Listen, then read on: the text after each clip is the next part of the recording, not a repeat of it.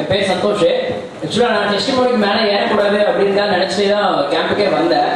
ஏன்னா எப்பயுமே நான் சொல்றதோட என் கூட வந்திருக்கவங்க கடவுளை பற்றி சொல்றது தான் கடவுளுக்கு பெருமை. அது ஏன் அவங்களுக்கு புரிய மாட்டேங்குது தெரிய மாட்டேங்குது. நான் லாஸ்ட் டைம் வந்தப்பவே நான் சொன்னேன், எனக்கு எப்படி இது தோணுச்சுன்னா, நான் 10th படி 11th படிக்கும்போது நான் ஃப்ரெண்ட்ஸ் 2 ஹிந்து பசங்களோட வந்தேன். இங்கே ஜாலியாக இருந்தோம், நிறைய பிரச்சனையாச்சு, மறுபடியும் போனோம். ஆனால் ஸ்கூலுக்கு போனதுக்கப்புறம் அவன் என்கிட்ட என்ன சொன்னா, அந்த கேம்ப்ல என்ன நடந்தது தெரியலடா, ஆனால் எனக்கு எத்தோடுமே தம் அடிக்கணும்னு தோண மாட்டேது அப்படின்னு சொல்லலாம். இது ஃப்ரெண்ட்ஸோட உட்காந்து பேசும்போது சின்ன வார்த்தை தான். ஆனால் எனக்கு இப்போ வரைக்கும் அது உள்ள என்ன ஓடிட்டு இருக்குன்னா, மறுபடியும் நான் கூட்டிட்டு வர யாரோ ஒருத்தர் அந்த மாதிரி சொல்லிட மாட்டாங்களா. இது எனக்கு பெருமை கிடையாது, செல்லியன் பெருமை கிடையாது, இது கடவுளுக்கு பெருமை. இப்ப இந்த கேம்ப் நடத்துறாங்கன்னா, இப்ப உங்ககிட்ட காசு வாங்கி உங்களுக்கு நல்லது சொல்லி கொடுத்து அது அவங்க ஏட் பண்றது ஒண்ணுமே கிடையாது. இது டொனேஷன் வருது, அண்ணா கையில எடுத்து போடுறாங்க, எல்லாம் போட்டு உங்களுக்கு பண்றாங்க. யாருக்கு பெருமை போகுது? கடவுளுக்கு போகுது. இதுல யாருக்கு சந்தோஷம்? கடவுளுக்கு தான் சந்தோஷம்.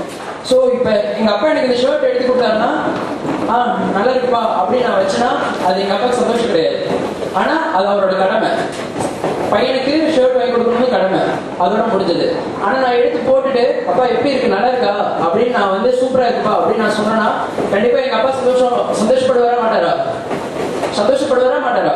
அப்ப நான் சட்டை வாங்கி போட்டுட்டு நான் பாட்டுக்கு பைக் ஏறி போனா எங்க அப்பா சந்தோஷப்படுவாரா?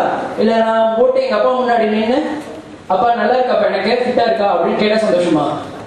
ஸோ எப்பயுமே நம்ம அப்பாவை, ஏசப்பாவை சந்தோஷப்படுத்துறது தான் முக்கியம். இப்போ உங்க லைஃப்ல ஏசப்பா ஒண்ணுமே பண்ணலன்னு சொல்றீங்க அப்படின்னா, டெஸ்டிமோனி முன்னாடி சொல்றதுக்கு கொஞ்சம் பயமா தான் இருக்கும். அது எனக்குமே அந்த ஷுகர் இருக்க தான் செய்யும், எல்லாருக்கும் அந்த ஷுகர் இருக்கும். ஆனா எங்க அப்பாவை பத்தி நான் சொல்லலைன்னா, இப்ப நான் மனசுல நினைச்சது அவருக்கு தெரியும். ஆனா எல்லாரும் சொல்லணும்ல, உள்ளுக்குள்ளாரே நினைச்சிட்டு இருந்தா போதுமா? ஸோ நம்ம அப்பாவை சந்தோஷப்படுறதுக்கு ஒரு நாள் நம்ம பயப்படவும் கூடாது, சங்கடப்படவும் கூடாது. அவர் நமக்கு என்ன பண்ணாரோ அதை சொல்றதுக்கு ஒரு நாள் தயங்கி உட்காரக்கூடாது. ஸோ அவ்வளோதான். நான் ஏறி நான் சொல்லணும்னு நினைக்கல. எனக்கு இப்போ தங்கராஜன் சொல்லும்போது கண்டிப்பா அந்த ஒரு சின்ன வார்த்தை, ஒரு 8 வருஷம் முன்னாடி நடந்த வார்த்தை எனக்கு இன்னும் உள்ள கண்டிப்பா நீங்க நிறைய பண்ணணும், நீ கருத்துக்கெல்லாம் கொண்டு வரணும். நான் சத்தியமா அந்த 2 பேர்த்த நீ கிறிஸ்டினா மாறுன்னு சொல்லல யாரையும் கூட்டிட்டு வரல.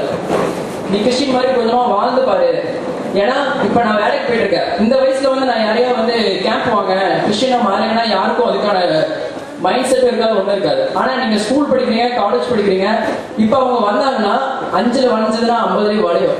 இப்பதான் அவங்களால ஏற்றுக்க முடியும் கருத்துல. அதனால அந்த விஷயத்த பண்ணுங்க. டெஸ்டிமோனி சொல்றது ரைஸ்ன்னு சங்கடப்படாதுங்க.